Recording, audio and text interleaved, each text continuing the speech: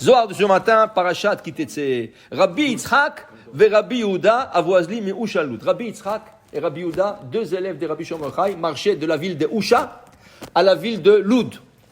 Maintenant, Amar Rabbi Yehuda, disait Rabbi Yehuda, Nema milindoraita venizil. Viens, on va parler un peu de la Torah sur la route. Okay? Le Rav Frida, il dit, c'est très important de parler Torah en route, ça protège. C'est comme tu l'as ta derrière.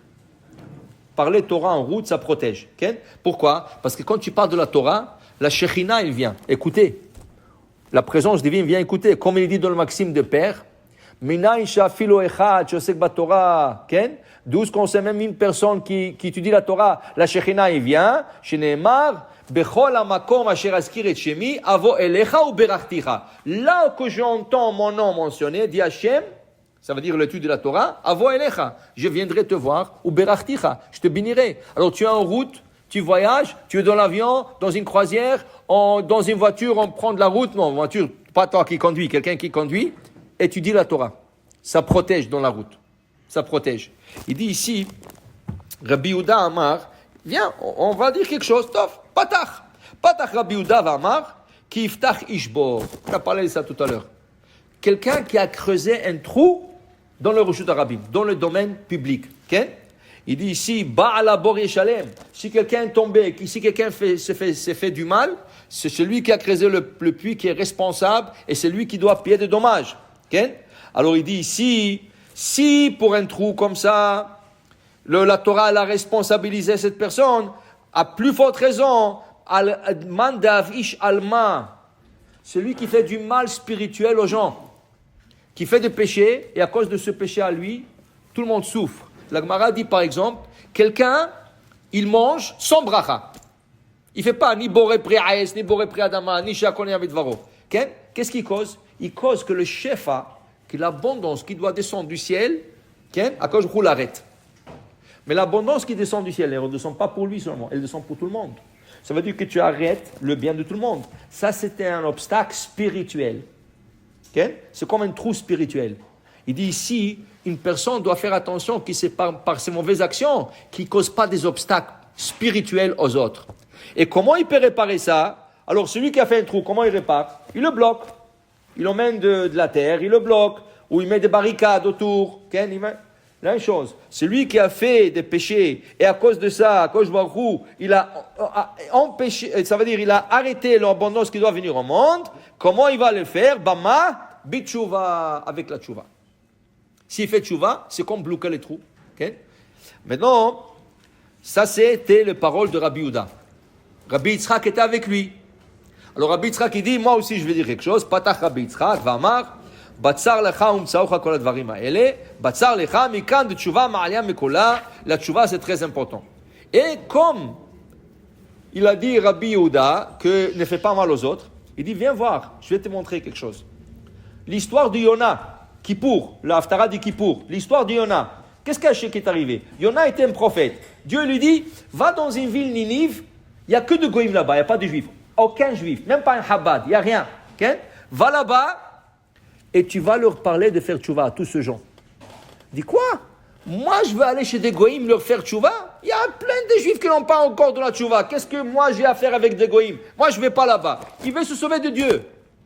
Alors il prend une croisière qui descend un bateau, qui va aller en mer pour faire des affaires, les gens qui voyagent outre-mer. Il paie son billet, il rentre dans sa cabine, il dort.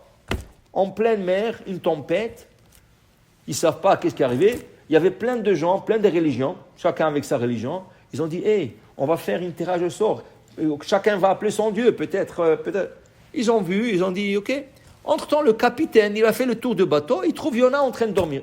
Malekha Nirdam, toi, qu'est-ce que tu dors? Quelle religion vous êtes, Bechlal? Il dit, moi je suis juif. Ah, tu es juif?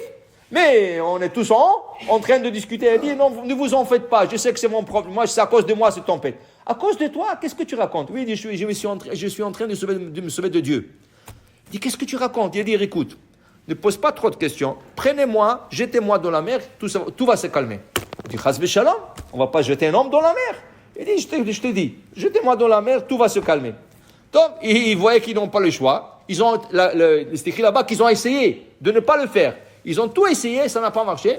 Ils n'avaient pas le choix, ils l'ont pris, ils l'ont jeté dans la mer. Dès qu'ils l'ont jeté dans la mer, la tempête s'est arrêtée.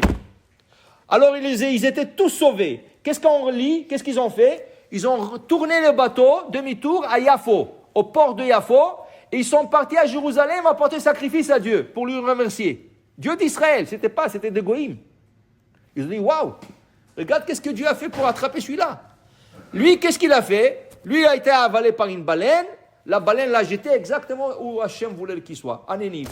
Il arrive à Nénive, il leur dit, Tchouva, le roi, waouh! Tout de suite, le roi, il a décrété un jeûne, 3 jours, hommes, femmes, enfants, animal, tous à jeûner. Okay? Et Baruch Hashem, Ninvé a été sauvé. Combien de gens avaient à Ninvé? C'était la plus grande ville au monde.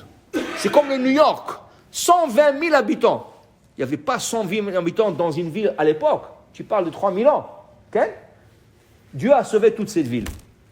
Il dit, regarde, dit Rabbi Yehuda, regarde, Rabbi Yitzhak, regarde. D'abord, il allait noyer Yona. Il se sauvait d'Hachem. Il allait noyer le bateau à cause de lui. Et tous les gens qui avaient sur le bateau allaient couler. 2, la ville de Ninvé allait être détruite complètement, 120 000 habitants. 120 000 habitants, imagine-toi. Tout ça parce qu'il veut sauver de Dieu. Alors, si Hachem veut sauver, pourquoi tu empêches? Okay? Alors, pour te dire, regarde, un homme fait quelque chose, tout son entourage peut souffrir directement, et toute une ville, dans quelque part, peut souffrir. Pour te dire, tu ne te sauves pas de Dieu, et quand tu fais tchouva, tu sauves ton entourage, et tu peux sauver ta ville, ou une ville. Combien c'est important, dit Rabbi Yitzhak, de faire tchouva? Pourquoi? Pour que ça ne soit pas un obstacle. Au contraire, que la tchouva, elle aide aux autres. Baruch Adonai Le'olam. Amen ve Amen.